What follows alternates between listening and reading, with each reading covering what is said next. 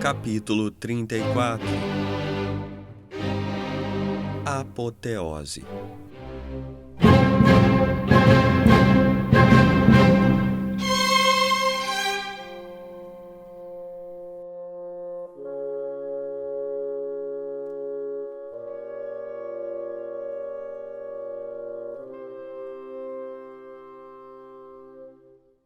A questão de com quem Napoleão deveria se casar se resolveu por conta própria.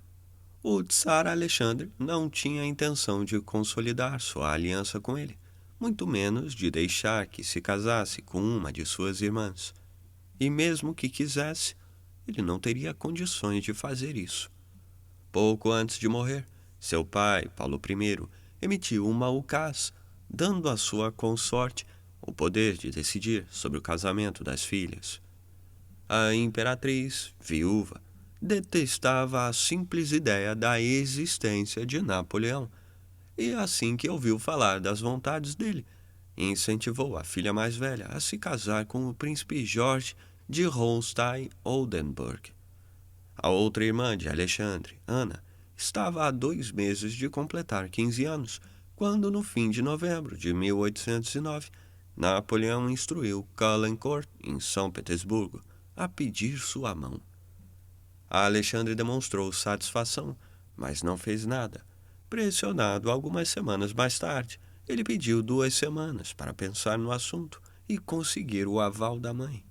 Ao fim das 2 semanas, ele pediu mais 10 dias e depois mais 1 semana. Ele continuava adiando tudo no início de fevereiro de 1810, quando Napoleão, recusando ser esnobado e ouvir um não, mudou de ideia. Um encontro com seu conselho privado nas Tulherias, no domingo, 28 de janeiro, analisou as 3 possíveis candidatas: a Grã-Duquesa Ana, Maria Augusta da Saxônia, de 28 anos, e Maria Luísa, filha do imperador da Áustria, de 18 anos. Napoleão jamais levou a sério a opção saxã. A primeira escolha dele teria sido a russa, já que isso consolidaria sua aliança contra a Grã-Bretanha e seria um prêmio para a vaidade dele, seus herdeiros poderem se dizer descendentes dos governantes paleólogos do Império Romano do Oriente. Cambacérès, Murat e Fouché também favoreciam a russa, mas, tendo em vista as dificuldades criadas por Alexandre, concordaram com Talleyrand e com os demais, que apoiavam a não menos grandiosa candidata austríaca que descendia de Luís XIV e de Carlos V.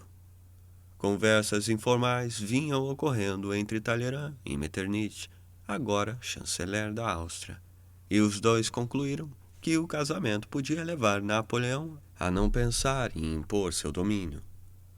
Metternich autorizou seu embaixador em Paris, o príncipe Karl von Schwarzenberg, a aceitar a oferta, caso fosse feita.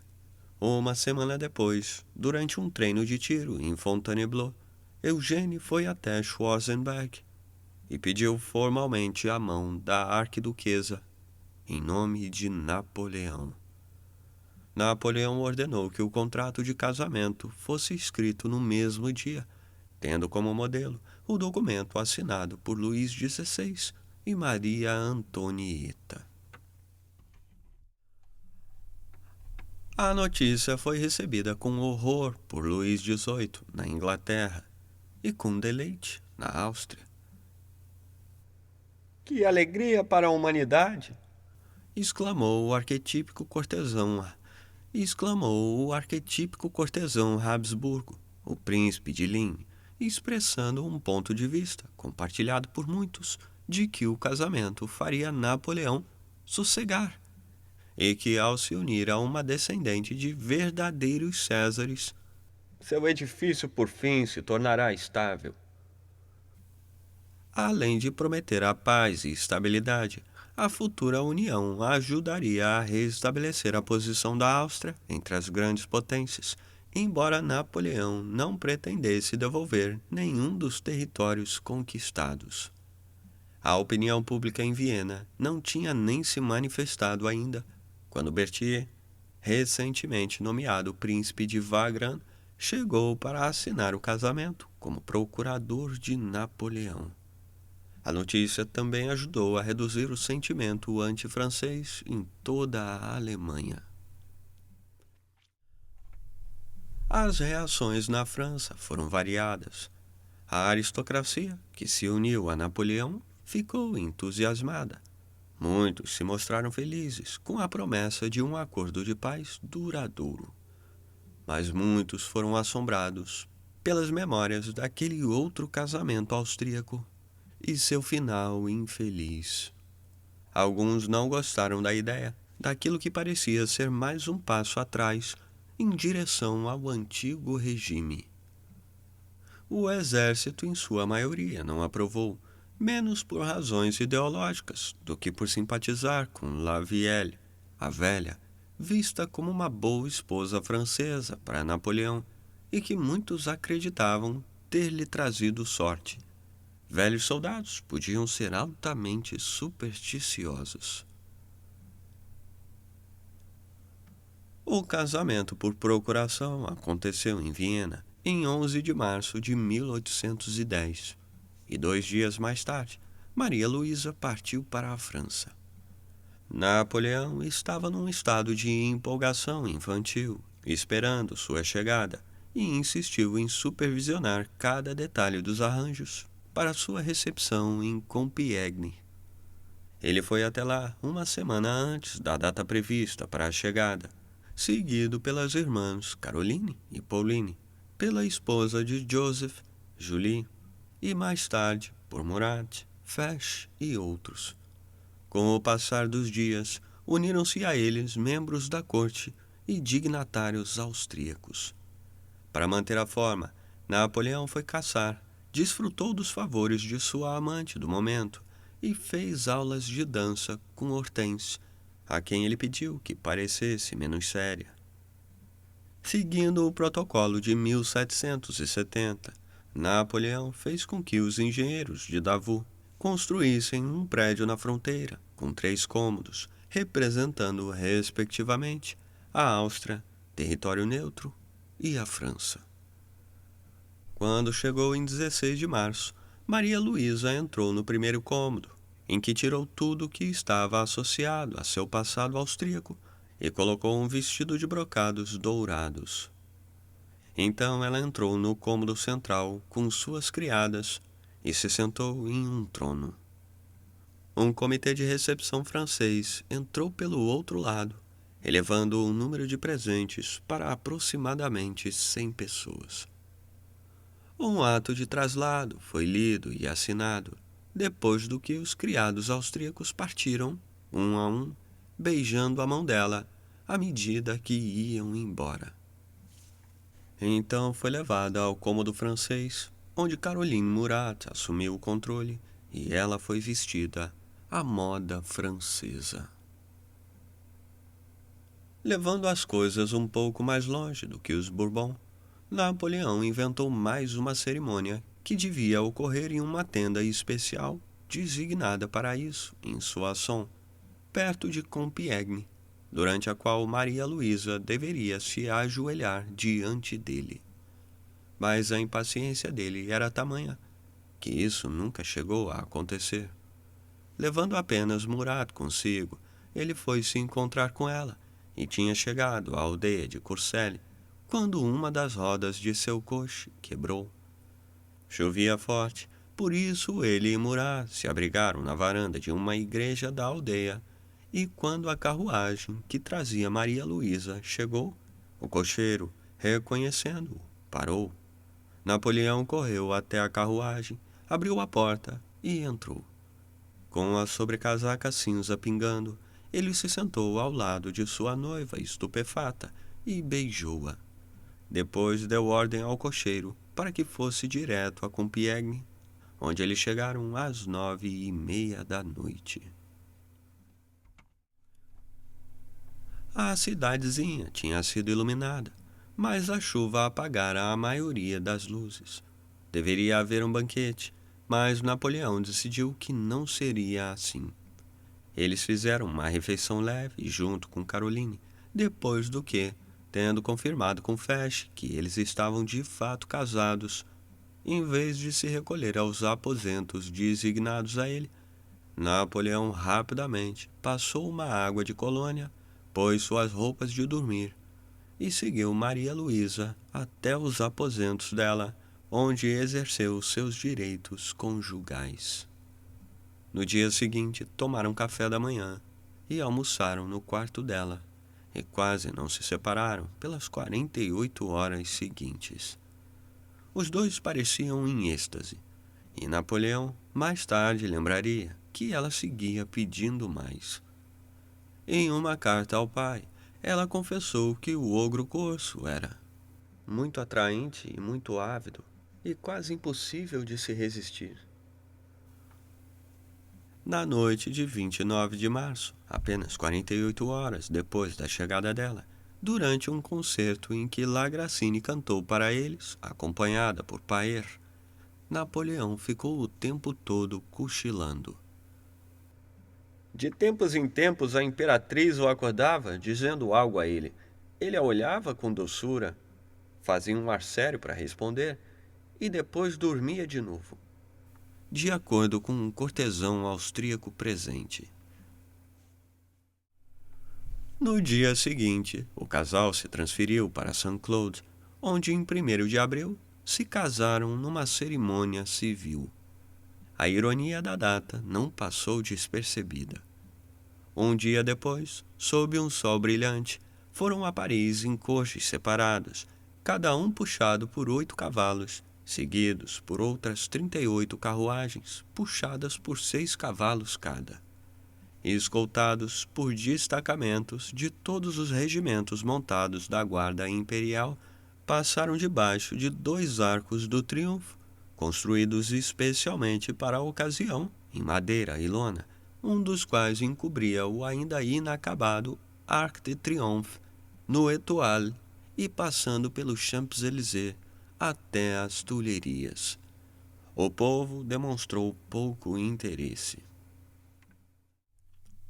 Napoleão usava uma versão em cetim branco do traje de corte desenhado por ele mesmo, com um barrete de veludo preto coberto por diamantes e com 3 plumas brancas, o que o deixava ainda menor e mais gordo do que ele era, parecendo, segundo uma testemunha, o rei de ouros do baralho. Radiante de satisfação, ele acompanhou a noiva pela longa galeria, ladeado pelas damas da corte que se posicionavam em 3 filas. Não faltaram as brigas de família de costume, com as irmãs reclamando por ter de carregar a cauda do vestido de Maria Luísa, e Pauline se vingando, fazendo caretas pelas costas dela. Felizes por verem o fim de Josefina, elas não gostavam da ideia de uma nova intrusa. O grande salão com um teto retratando Apolo foi convertido numa capela, e lá o cardeal Fesch casou-os, realizando depois a tradicional cerimônia real da bênção da cama. A essa altura, Napoleão estava furioso. 13 dos cardeais que ele levou a Paris à força em janeiro não compareceram à cerimônia, alegando que o casamento dele com Josefina não tinha sido anulado. Quando a cerimônia terminou, ele foi ouvido ameaçando fuzilar os religiosos. No dia seguinte, ele e Maria Luísa se sentaram em seus tronos, recebendo os cumprimentos do Senado, do Legislativo, dos marechais, do corpo diplomático e de todas as outras instituições. E quando finalmente chegou a vez dos cardeais, ele fez com que fossem expulsos. Ordenou que todos fossem exilados para cidades provinciais, onde seriam proibidos de usar suas batinas. Naquela noite, Paris foi iluminada e decorada como nunca antes. Prédios públicos foram ornamentados com telas pintadas ou, como no caso da sede do Legislativo do outro lado da ponte em relação à Place de la Concorde, transformados num templo ao ímen, com uma figura alegórica representando a paz, abençoando os recém-casados. As árvores foram enfeitadas com lanternas e as casas particulares com velas em todas as janelas e braseiros do lado de fora.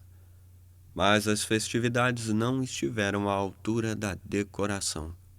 Ao prepará-las para a população de Paris, Napoleão deliberadamente abandonou a tradição de servir comida nas ruas e fazer com que os chafarizes vertessem vinho, alegando que isso levava a tumultos, e substituiu o costume por celebrações mais organizadas, o que incluiu fazer com que se entregasse comida e vinho nas casas dos pobres. Porém, como observou um contemporâneo, até mesmo os festivais públicos de Napoleão eram um pouco empolados, e as pessoas começavam a sentir que estavam sendo colocadas em seu lugar. Aqueles que foram admitidos às festividades mais solenes tiveram sensação semelhante. Thibodeau achou a cerimônia de casamento fria e triste como um funeral. e o capitão Coignet, presente ao banquete, comentou que, Pode ter sido grandioso, mas não foi divertido. depois de lidar com os temas fundamentais em uma sessão do Conselho de Estado, em 5 de abril, Napoleão levou sua noiva de volta para Compiègne, onde eles passaram as 3 semanas seguintes. Ele caçava e ocasionalmente recebia alguém a negócios, mas fora isso, dedicava todo o tempo à esposa, mimando-a e cobrindo-a de presentes. Exceto pelo fato de que ela gostava de dormir com a janela aberta e ele não.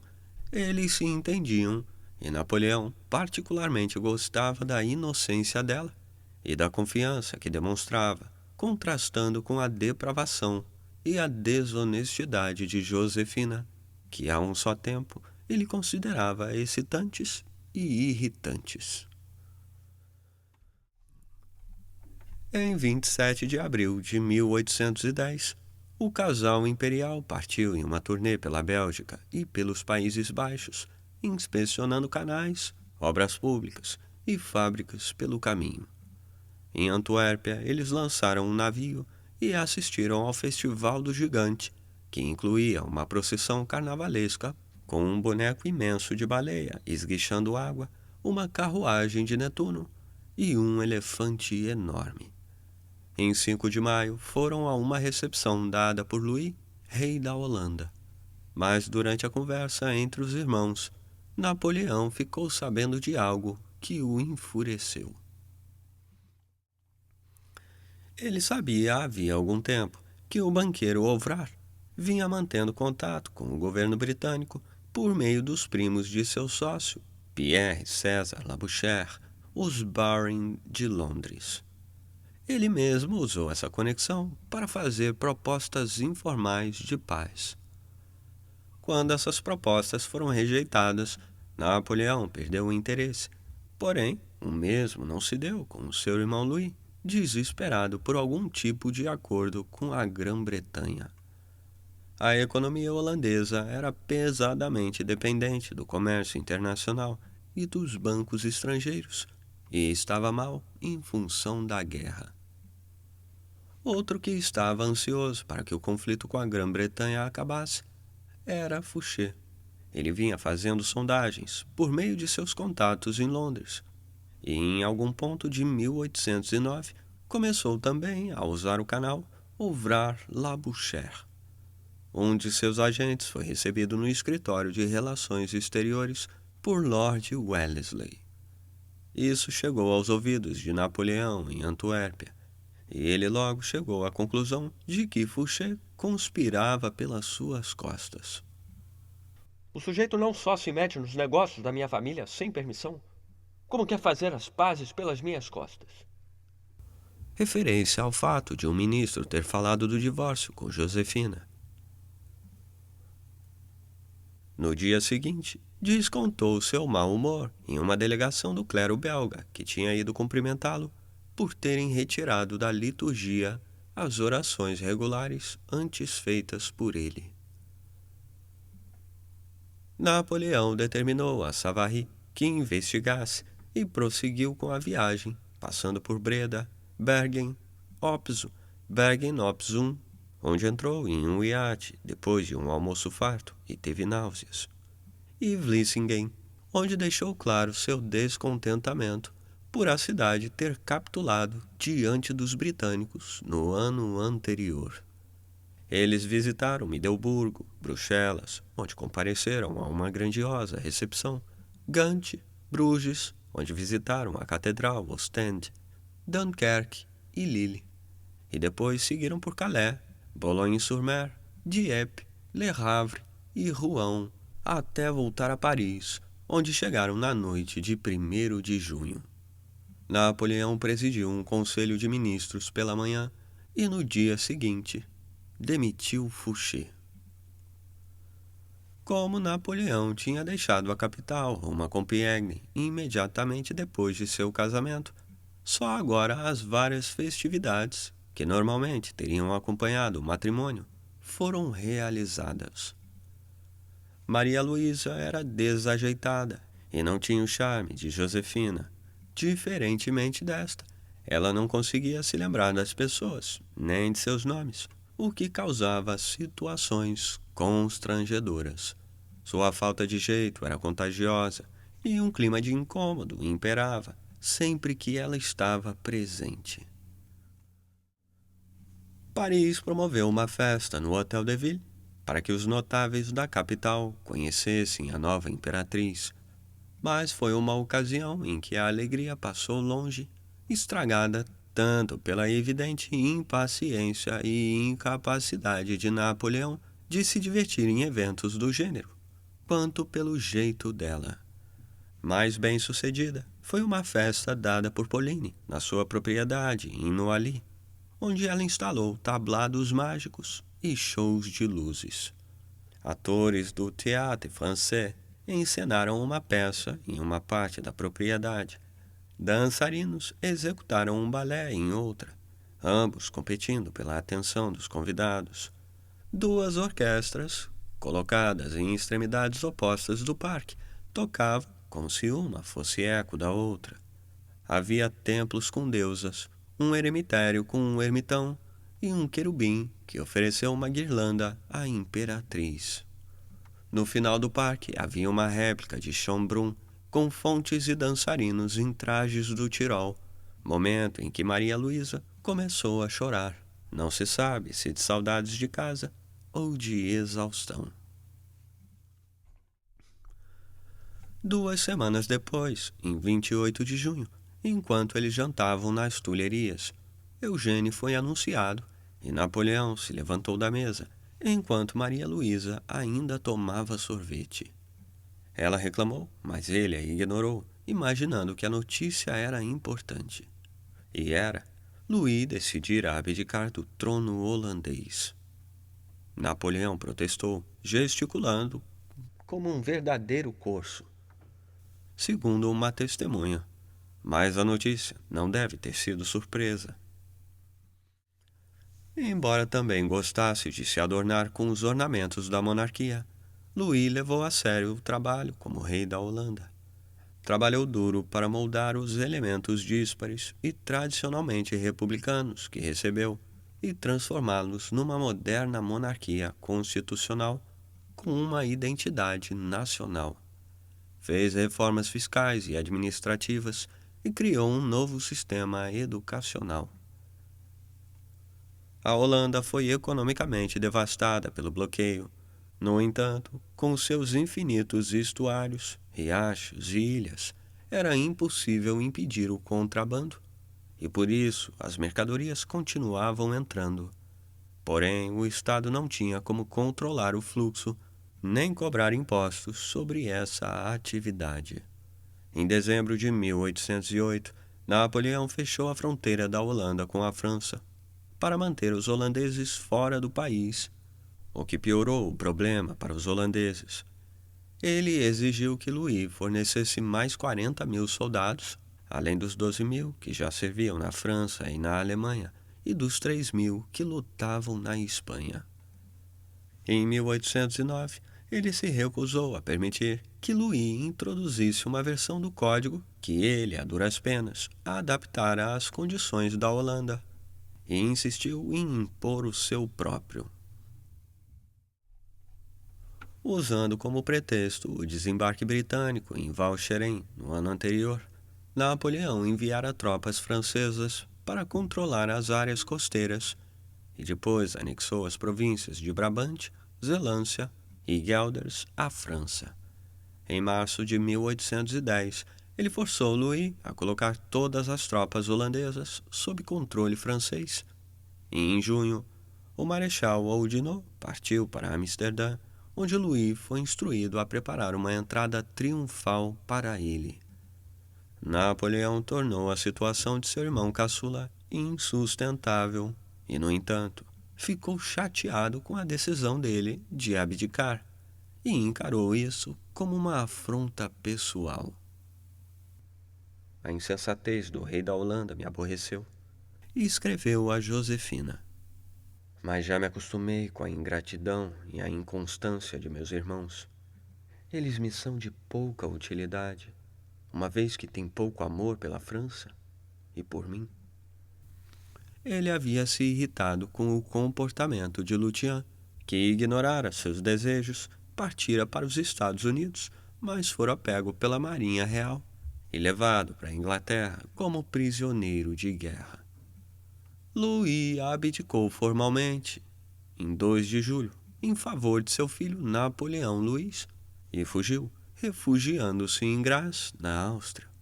Uma semana depois, Napoleão decretou a incorporação da Holanda à França, alegando que o país é complementar à França o estuário de seus rios, sua marinha, seus portos, seu comércio e suas finanças.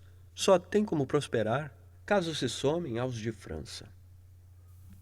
A decisão não foi bem aceita pela opinião pública francesa, pois a população temia que isso pudesse provocar outra guerra sem sentido. O humor de Paris era sombrio. Em 1º de julho, o embaixador austríaco, príncipe Schwarzenberg, ofereceu um baile em homenagem aos recém-casados, depois de assistirem a um encantador balé dançado em um gramado contra um pano de fundo com um trompe-l'œil dos Jardins de Luxemburgo. Quando o baile começou e todos estavam dançando, uma das tendas pegou fogo.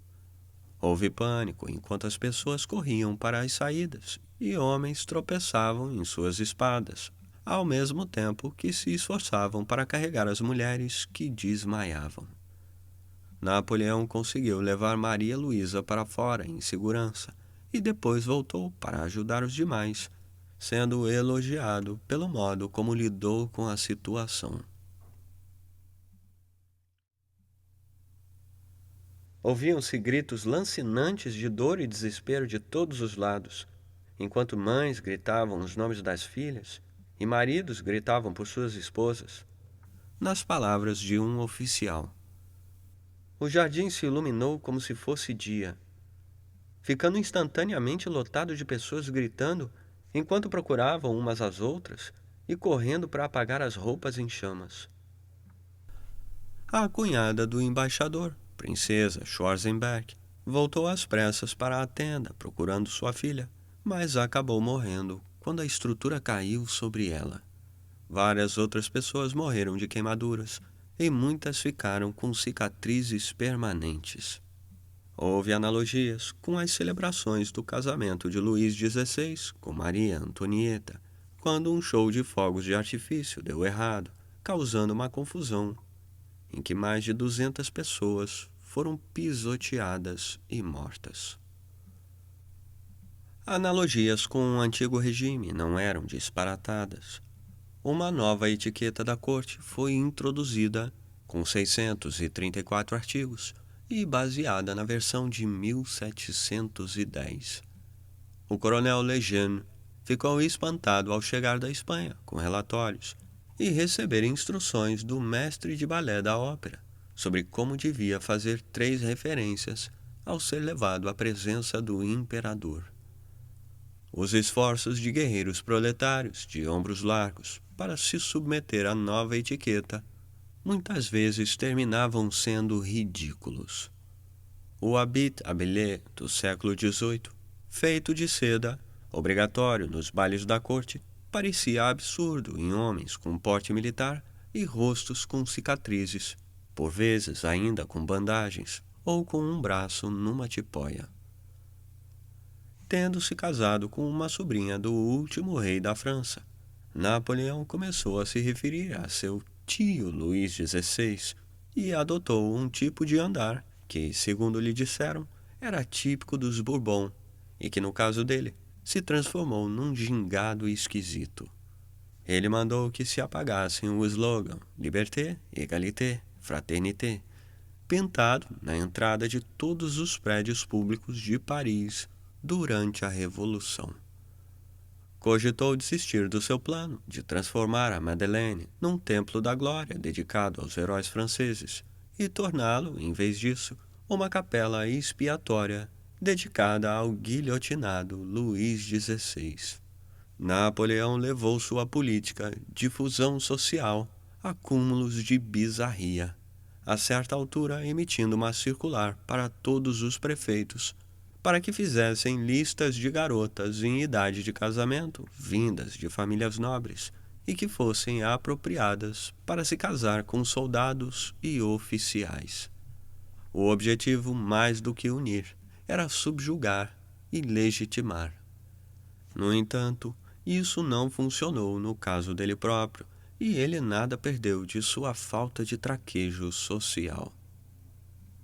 É difícil explicar o quanto ele é desajeitado em um quarto de vestir. Lembraria Metternich, que fora a Paris para o casamento, representando Francisco I. A corte se tornara mais rígida e perdeu toda a espontaneidade social que havia conservado. Lembraria Victorine de Chastenay, acrescentando que Maria Luísa fazia com que as pessoas sentissem saudades de Josefina. Ela tinha uma graça e um savoir-vivre do antigo regime, temperado por todas as experiências da Revolução, e criava uma atmosfera em que todos se sentiam à vontade. Exercia também uma influência humanizadora sobre Napoleão, muitas vezes trazendo-o de volta à terra, quando ele tinha seus momentos de extravagância. Napoleão se tornara mais grandioso e mais distante, e até mesmo mais púdico. Na época de Josefina, ele gracejava com as mulheres e, ocasionalmente, falava sobre conquistas passadas. Os jovens tinham medo de falar com mulheres na presença dele, por receio de serem reprimidos pelo que ele imaginava serem propostas lascivas ou mesmo conversas frívolas. Não acho que existisse uma corte onde a moral fosse mais pura, lembraria Hortense.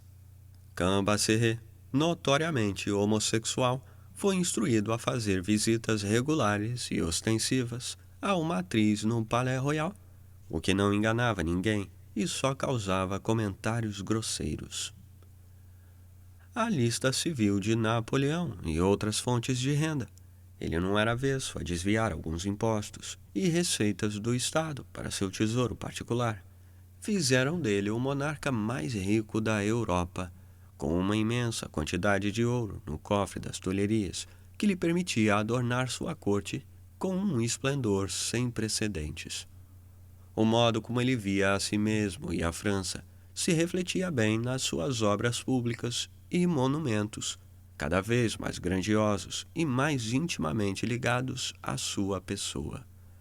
Ele ficou tão impressionado com a magnificência do Palácio Real em Madrid, que, ao retornar, instruiu Fontaine a desenhar plantas para tornar ainda mais grandioso o Louvre, que ele queria que rivalizasse em magnificência com tudo que já havia visto, e para criar uma igreja dedicada a São Napoleão. Também deu instruções para que as antigas residências reais de Rambouillet, Meudon e Chambord fossem restauradas e voltassem a ter o esplendor de outros tempos, o mesmo valendo para mais de 40 palácios espalhados pelo império. Quando Fontaine apresentou um plano para o Louvre, que envolvia ligar as duas alas, Napoleão protestou. Aquilo que é grande é sempre belo, Declarou.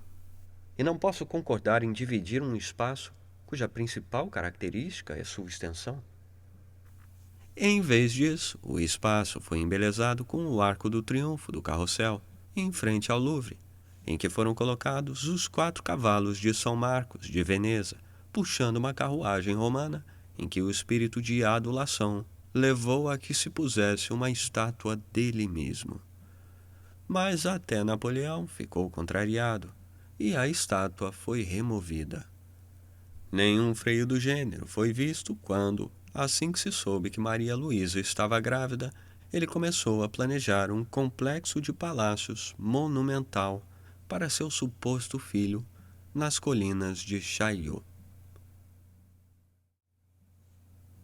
Essa paixão por tudo que era aristocrático e a ênfase na grandiosidade preocupavam a maioria dos que ajudaram a levar Napoleão ao poder e que trabalhavam com ele na reconstrução de uma França que iria incorporar o melhor de todos os mundos. Até mesmo Cambacérès, apesar de ter se adornado com condecorações austríacas, estava incomodado. O país parecia a eles estar retrocedendo a uma versão híbrida do antigo regime.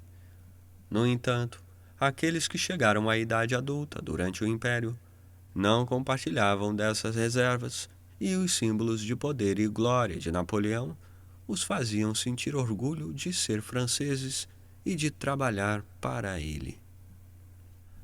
A saída de Fouché do centro da vida política rompeu mais um elo com a Revolução, e não apenas em função de seu passado jacobino, que funcionou como uma espécie de garantia contra a restauração dos Bourbon. Assim como no caso de Talleyrand, sua presença no centro da administração pública e sua capacidade para agir como influência limitadora sobre Napoleão forneceu uma dose de sabedoria à conduta dele. Embora fosse cínico e muitas vezes pérfido, seu método de policiamento se baseava na vigilância, mais do que na punição, em fazer as pessoas se comportar por achar que estavam sendo observadas e não na detenção de suspeitos. Esse jeito mais suave mudou da noite para o dia, quando o cargo dele foi ocupado por Savary, que admitiu ficar espantado ao perceber como era pequeno o poder que tinha à disposição. Ele também encontrou pouquíssimas informações, pois Fouché habilmente removeu ou destruiu os documentos mais sensíveis. Eu inspirava medo em todo mundo. As pessoas começaram a fazer as malas e a falar em exílio, prisão e coisa pior. E escreveu Savary. Acho que nem uma epidemia de peste numa de nossas regiões costeiras causaria mais medo do que minha nomeação como ministro da polícia. Isso não chegava a surpreender. Ele executava de maneira rigorosa aquilo que Napoleão desejava, e os desejos dele se tornavam cada vez mais despóticos. Na sua volta de Viena, depois de Wagram, ele reorganizou o funcionamento dos tribunais em nome daquilo que via como eficiência, e em março de 1810 reestabeleceu as prisões de Estado, em que as pessoas podiam ser detidas sem julgamento, na prática recriando as infames lettres de cachet e criando meia dúzia de novas Bastilhas. De acordo com Savary, havia apenas pouco mais de 600 presos, sendo uma parte significativa de pessoas com desvios de conduta, de um tipo ou de outro, cujas famílias preferiam evitar a publicidade de um julgamento. O Código Penal introduzido naquele ano tornou ilegais reuniões de mais de 20 pessoas, embora confraternizações religiosas e maçônicas estivessem livres dessa regra. Também houve um crescimento no número de sociedades científicas pelo país. Porém, a quantidade de teatros, onde os temas das peças podiam facilmente sugerir paralelos desfavoráveis e provocar discussões, foi reduzida. Embora supostamente tenha dado a Savary instruções para tratar bem os homens de letras, Napoleão tornou mais rigorosa a censura. As reações dele a qualquer desordem ou infração se tornaram cada vez mais peremptórias e incluíram em um caso determinar que soldados fossem fuzilados simplesmente por terem discutido bêbados. No entanto, quando um rapaz da Saxônia apareceu em Paris e, depois de preso, confessou sua intenção de assassiná-lo, Napoleão deu instruções para que ele fosse trancafiado com uma pilha de livros para esfriar a cabeça e o libertou depois de algumas semanas. Napoleão continuava sendo capaz de mostrar seu lado humano, normalmente com pessoas de extração mais baixa. Quando foi pega pela chuva durante a turnê pelos Países Baixos, a comitiva real se abrigou na sede de uma fazenda, cujo dono, sem saber quem eram seus hóspedes, permaneceu sentado em sua poltrona, enquanto Napoleão e os outros ficavam encaraptados em bancos, e começou a falar livremente, dando conselhos típicos da sabedoria dos mais velhos. O imperador conversou com ele de modo afável, e só quando estavam de partida, deu uma pista de quem era, ao se oferecer para providenciar um dote para a filha do sujeito. Ele fazia isso com frequência enquanto viajava, dando presentes a criados perplexos em estalagens à beira da estrada. Ele também não se esqueceu daqueles que amava. Estabeleceu Maria Valesca numa casa em Paris, elegantemente mobiliada no estilo do Império. Deu a ela uma casa de campo em Boulogne-sur-Mer e garantiu o futuro do filho deles, ao dar a ele propriedades no reino de Nápoles. Nenhum soberano jamais deu mais do que o imperador, e, no entanto, nenhum deixou mais pessoas ressentidas, observou Chaptal, explicando que a maneira que ele dava as coisas sugeria mais caridade ou recompensa do que generosidade. Mas a essa altura, o ex-ministro estava cheio de má vontade. Josefina procurava Napoleão sempre que precisava de ajuda ou dinheiro, dizendo: Bonaparte, você prometeu que jamais me abandonaria. Agora preciso de seus conselhos. E ele nunca a deixou sem apoio. Ele encantava todos à sua volta sempre que se deixava guiar por sua bonomia, lembraria Hortense. Até mesmo Metternich precisou admitir que, em privado ou quando em companhia íntima, a conversa de Napoleão tinha um charme difícil de definir. Ele também sabia ser perspicaz e sincero. Um dia perguntou àqueles que estavam à sua volta o que as pessoas diriam quando ele morresse. Quando todos começaram a dizer coisas lisonjeiras, ele os interrompeu. As pessoas vão simplesmente dizer: Ah, finalmente podemos respirar. Nos livramos dele, que alegria. Ele também admitiu que o fato de se tornar imperador foi, de certa maneira, um acidente. Mas a isso não correspondia nenhum senso de humildade. Napoleão percebeu que, ao escrever para o pai, sua esposa dirigia suas cartas à Vossa Sacra Majestade Imperial, e ele perguntou a Metternich sobre esse tratamento com o qual não tinha se deparado antes. Metternich explicou que era um uso aceito ao se dirigir ao Sacro Imperador Romano. É um costume belo e adequado, disse Napoleão com um ar solene. O poder vem de Deus, e é só por isso que pode ser colocado além do alcance dos homens. Com o tempo, vou adotar o mesmo título.